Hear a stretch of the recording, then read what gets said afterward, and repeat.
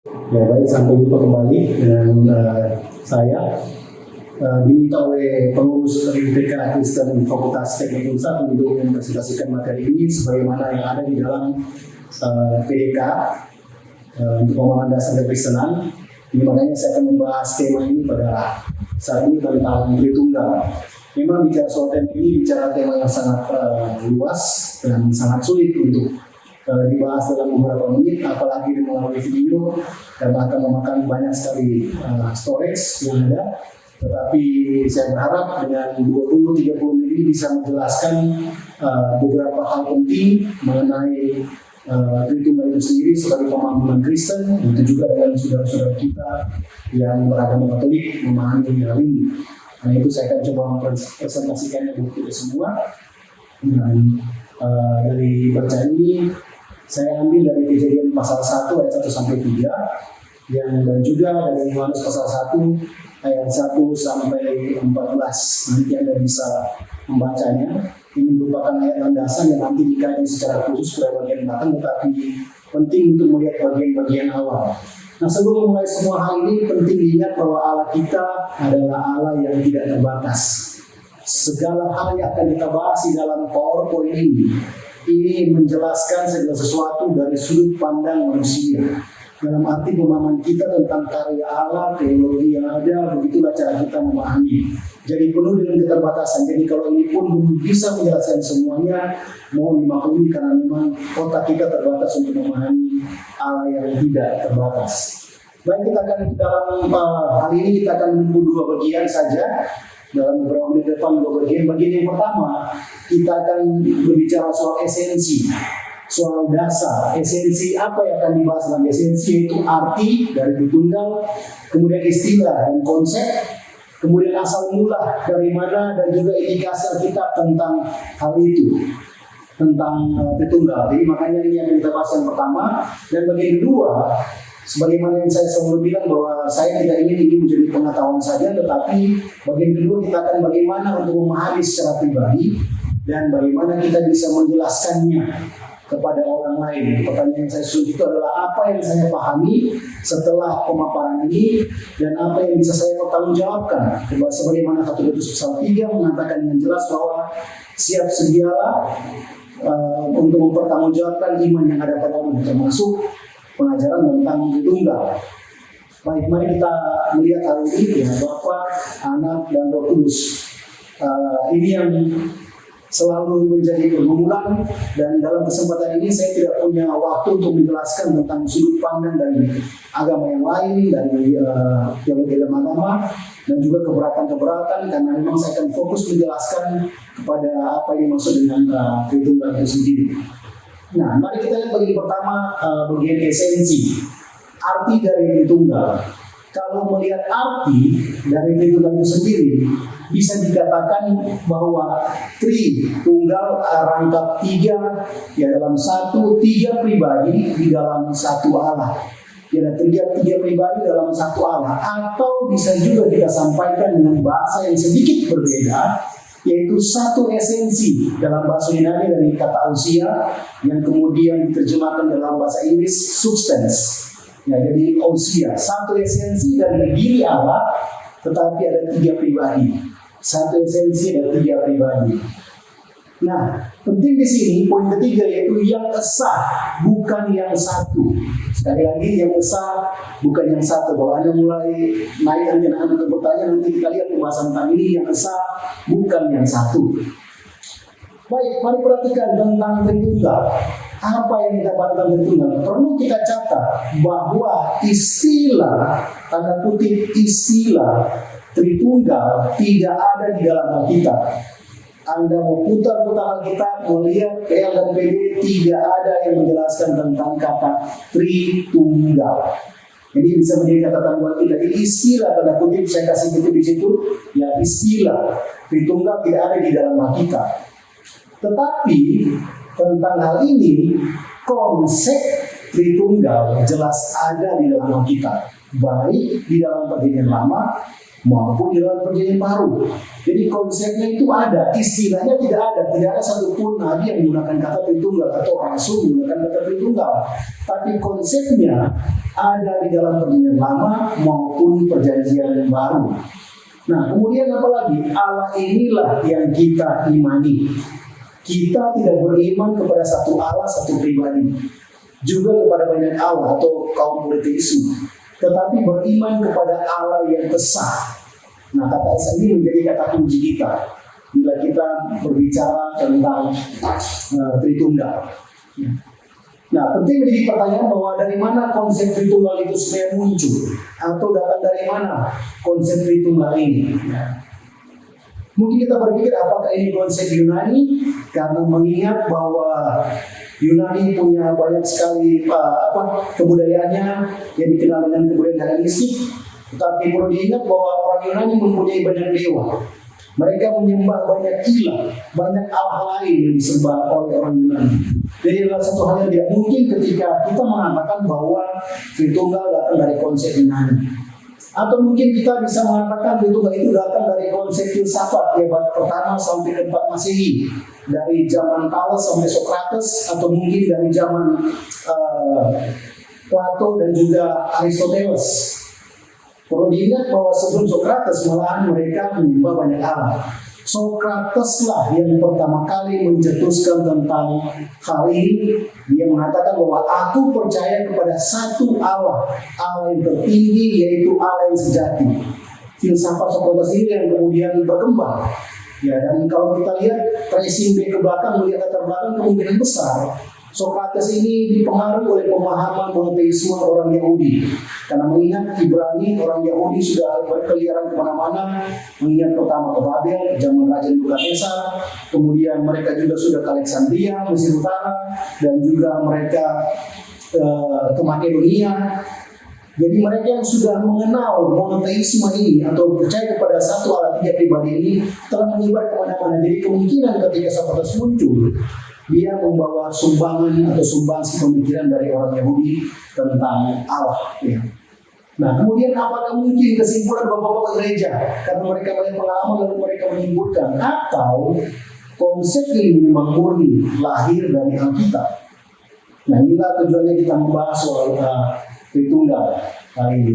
Mari kita perhatikan bersama indikasi Allah Tritunggal di dalam Alkitab. Ya. Pertama, kita perhatikan dari Kejadian pasal 1 ayat 26. Di situ dikatakan sebutan kata kita. Baiklah kita, hendaklah kita menciptakan manusia segambar dan serupa kita. Ini sangat jelas, kita berarti bukan singular. Kita berarti jamak, bukan kita sendiri. Ya, kalau di Manado kita itu sendiri, saya.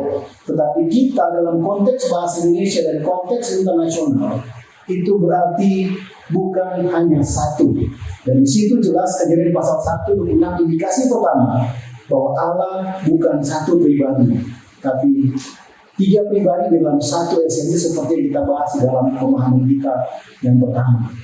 Yang kedua, kemudian kita perhatikan di dalam Alkitab sebutan Elohim bagi Allah yang sebenarnya merupakan bentuk jamak dari kata El. Jadi kenapa Allah tidak pernah dipanggil El, tetapi selalu dengan sebutan Elohim. Nah, jadi Elohim ini bentuk jamak. Kalau kita punya bahasa Indonesia ada yang singular, ada yang plural. Nah, ini dalam bentuk plural, selalu disebut Elohim. Tidak menggunakan kata El, tapi Elohim lengkap dalam bentuk yang jamak. Lalu indikasi apa lagi yang bisa ditemukan? Antropomorfo, ya. Atau dikatakan bahwa Allah menyatakan diri mengambil rupa manusia. Tapi ini sangat berbeda dengan inkarnasi. Ini bukan inkarnasi, tetapi Allah datang menyatakan diri dalam bentuk manusia. Bukan inkarnasi, karena inkarnasi dari bahasa aslinya in dan karne. Artinya bahwa in itu menjadi, tapi karne menuju kepada daging, seperti menjadi daging yang itu dilakukan oleh manusia Yesus, Allah yang menjadi manusia dalam pribadi Yesus Kristus. Tetapi di sini jelas bahwa antropomorfo di sini bahwa Allah mengambil bentuk manusia. Seperti dalam beberapa contoh ada di Alkitab, kita perhatikan bagian lama malaikat ada M huruf besar, ada M huruf kecil. Nah, dan ini perbedaan-perbedaan terjadi bahwa sebenarnya Allah, siapa yang berperang melawan Yakub, siapa yang bergumul antara Yakub, apakah malaikat atau Allah? Karena itu sangat jelas Pada saat itu penampakan Allah sangat jelas ya, dan juga memberitahukan tentang rencana itu kepada Abraham ketika dia akan menghancurkan Sodom dan Gomora. Siapa yang bertemu dengan Abraham? Ya, yang menghancurkan kota Sodom dan Gomora. Jadi ini bentuk-bentuk antropomorfo yang oleh Allah dinyatakan bahwa Allah tidak hanya satu pribadi. Kemudian pengajaran para rasul di dalam perjanjian baru dalam 2 Korintus pasal 13 ayat 13 menyebut Bapa, Putra dan Roh Kudus yang diajarkan oleh Paulus, tetapi tidak menyebut kata Tritunggal. Begitu juga dalam 1 Petrus pasal 1 ayat 2 dikatakan juga salam sejahtera ya. Di dalam Bapa, Putra dan Roh Kudus, atau kadang-kala formasi itu diputar ya. Roh Kudus, Bapa dan Putra. Yang penting ketiga tidak itu ada di sana. Yang menjelaskan bahwa konsep ini ada juga di dalam perjanjian baru. Ya. Nah, kemudian ini yang sangat penting, penggunaan kata ehad yang berarti satu. Ya, kata ehad kepada Allah dan bukan yakin yang berarti hanya satu atau satu-satunya. Ingat pengajaran kepada orang Israel, Tuhan bilang ini yang paling penting dalam sejarah Israel, dan Musa bilang apa yang Tuhan bilang, Shema Israel, Yahweh Elohim, Yahweh Ehad. Dengarlah hai Israel, Tuhan itu Allah kita, Tuhan itu esa. Menggunakan kata ehad yang berarti satu, tetapi ada 3 pribadi, bukan berarti satu-satunya, hanya satu. Ya, satu Allah, satu pribadi, bukan. Ini sangat jelas ya, indikasi yang muncul di dalam Alkitab. Jadi penggunaan ini sudah ada di dalam Alkitab. Bahkan dari perjanjian lama, bangsa Yahudi yang percaya monoteisme Allah, mereka pun memahami hal ini bahkan dari kitab Kejadian, Keluaran, Imamat, Bilangan-Ulangan yang merupakan kitab Torah, Pentateuch, yang bagi orang Israel. Kenyataan Allah dalam bentuk 3 pribadi, satu esensi itu sudah ada di sana. Ya. Yang kedua, memahami dan menjelaskan. Jadi memahami dan menjelaskan.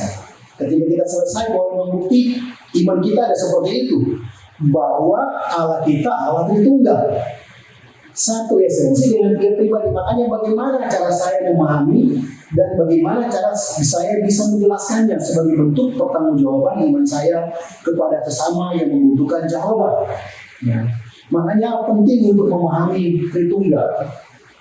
Mari kita perhatikan baik-baik. Di sini saya akan jelaskan dari Kejadian pasal 1 ayat 1 sampai 3. Ya. Perhatikan baik-baik. Kata asli Alkitab dikatakan bahwa Bereshit bara Elohim. Kejadian pasal 1 ayat 1. Pada mulanya Allah. Ada Allah di sana, Elohim. Ya kan? Kemudian di ayat 2 ya, Roh Allah, Ruach Elohim melayang-layang di atas permukaan air. Perhatikan baik-baik. Roh Allah melayang-layang di atas permukaan air. Sudah ada Elohim dan ada Ruach Elohim. Kemudian ayat yang ketiga, Vayomer Elohim, firman Allah yang menciptakan. Pada ayat yang ketiga. Ya, jadi kita perhatikan di sini. Hal ini tidak disebut sebagai Tritunggal, tetapi keberadaan dari Allah, Roh Allah, dan firman Allah ini menjelaskan kepada kita. Karena itu jangan heran 1 ayat 26 hendaklah kita menciptakan manusia segambar dan serupa dengan kita. Allah inilah yang kita imani.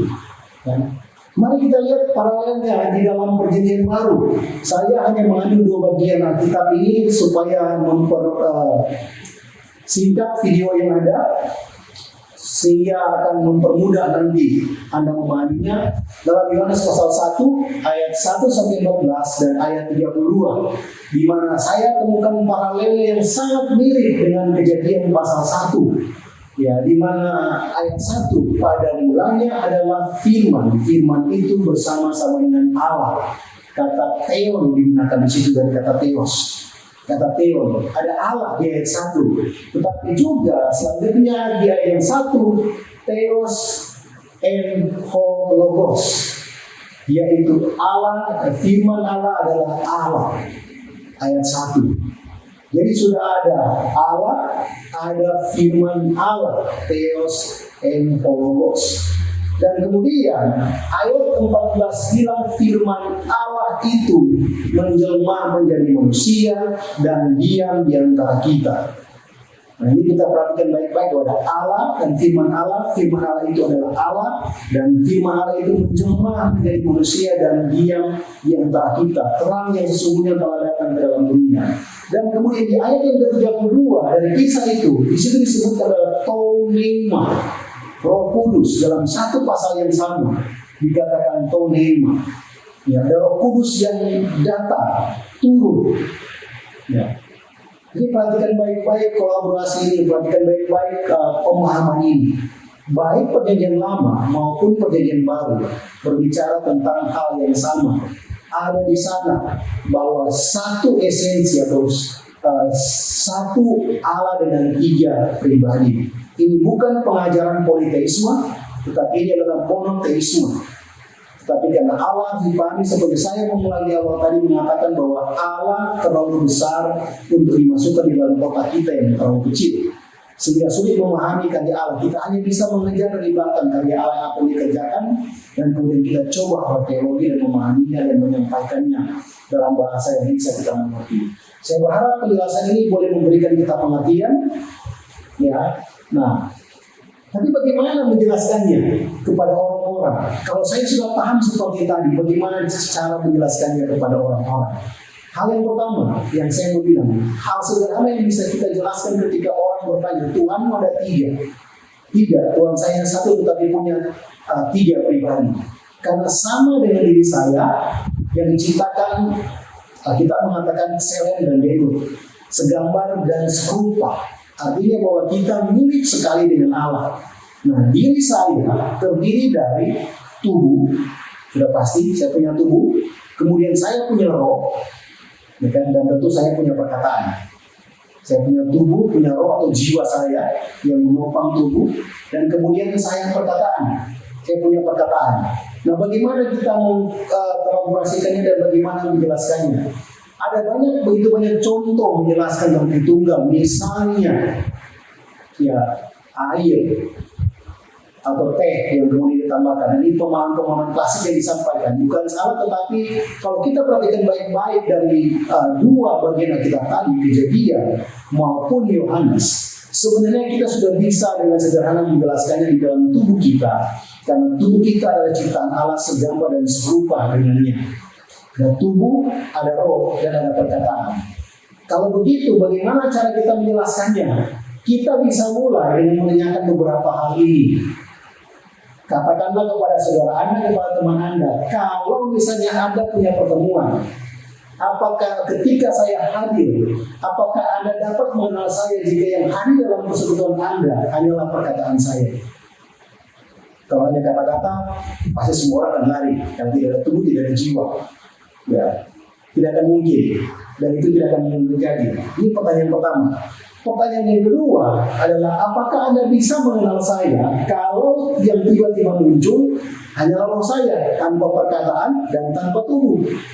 Anda akan berpikir bahwa itu adalah setan, dan tidak mungkin saya bisa hadir dengan roh saja, bukan? Dan yang terakhir, apakah mungkin Anda mengenal saya kalau hanya tubuh saya yang hadir, sedangkan jiwa saya dari situ dan perkataan saya tidak ada di situ? Itu suatu hal yang sangat mustahil terjadi. Nah, inilah kira-kira gambaran dari Tritunggal. Satu Allah, satu esensi, tapi tiga pribadi yang terus-menerus hadir bersama-sama. Dalam satu momen ada satu pribadi yang menonjol. Seperti misalnya contoh pembaptisan Yesus. Satu pribadi itu sangat menonjol, Yesus yang dibaptis. Tetapi ingat, di saat yang bersamaan yang menyatakan kehendak, Allah menampakkan diri dalam bentuk Roh Kudus, dalam bentuk burung merpati, dan juga Bapa di surga bicara, inilah anak yang dikasihi, kepadanya lah aku berkenan. Ini menunjukkan hal yang spektakuler tentang keperkasaan dan kedahsyatan Allah yang Tritunggal yang kita kenal. Ini cara saya menjelaskan yang pertama. Tapi juga ada cara penjelasan yang kedua yang bisa Anda jelaskan kepada setiap orang yang membutuhkan pertanggungjawaban, yang saya sebut sebagai relasi dan esensi. Nah, gambar ini sudah sangat tua, ya, sudah mungkin dari abad kedua, ketiga, keempat. Gambar ini sudah ada di sana, ya, bahwa ini bicara soal esensi. Allah itu adalah Bapa, Allah itu adalah Roh Kudus, Allah itu adalah Putra, atau dikenal dengan Yesus. Jadi Allah. Dan di sini ada kata is not. This is. Pakai kata is. God is the Holy Spirit. God is the Father. God is the Son. Tapi di situ ada kata is not. Artinya bahwa Bapa tidak memperanakan anak, tidak menciptakan anak tidak menciptakan Roh Kudus, dan Roh Kudus tidak menciptakan Bapa. Dan juga Bapa tidak memerintah anak tidak memerintah Roh Kudus, Roh Kudus tidak memerintah Bapa. Kenapa? Karena mereka ada di dalam satu relasi yang indah, saling mengasihi satu dengan yang lain, setingkat, selevel, sama. Satu Allah dengan 3 pribadi. Jadi bicara soal esensi, dan inilah relasinya.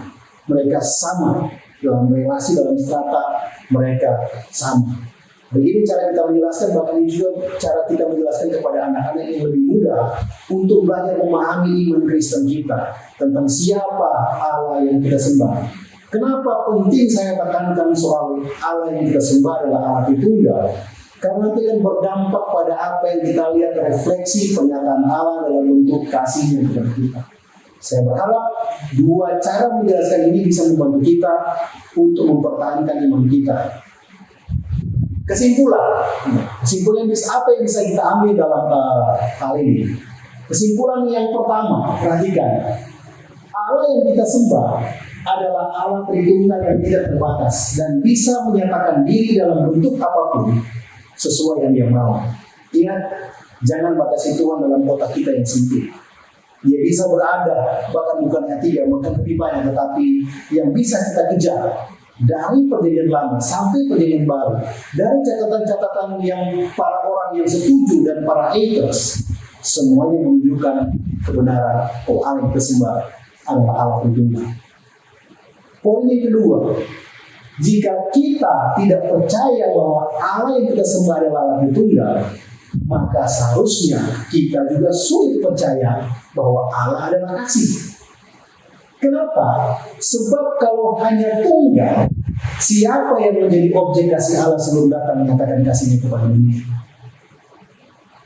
Yesus belajar dari relasi Bapa, Roh Kudus mengasihi satu dengan yang lain. Ada yang dikasih, ada objek kasih, mereka saling mengasihi. Karena kasih itu begitu sempurna, maka kasih itu bisa disampaikan kepada dunia melalui manusia Yesus. Sekali lagi, kalau kita tidak percaya Allah dalam bentuk seperti ini, Allah yang esensinya satu, tapi punya 3 pribadi, maka sulit kita memahami tentang kasih Allah. Sebab kasih harus punya objek. Saya tahu Allah itu kasih karena Allah mengasihi saya. Bagaimana mungkin kita mengatakan Allah itu kasih tapi tidak punya bukti? Dan itulah dibuktikan di dalam persekutuan yang indah Bapa, Putra, dan Roh Kudus, dan kasih itu bisa dibuktikan kepada kita sebagai umat manusia. Yang ketiga, yang terakhir, manusia adalah selen dan debutnya Allah, gambar dan rupa. Karena kita adalah gambar dan rupa, maka kita pun memiliki tubuh, jiwa, roh, dan perkataan. Saya berharap apa yang menjadi kesimpulan kita ini boleh kita pahami, boleh kita maknai, dan boleh kita jelaskan kepada orang lain, menyampaikan lagi. Kalau Anda punya pertanyaan, silakan bisa menyampaikan pertanyaan di dalam link yang nanti disiapkan oleh pengurus, dan nanti saya akan menjawab pertanyaan-pertanyaan itu pada video selanjutnya. Terima kasih, Tuhan Yesus memberkati.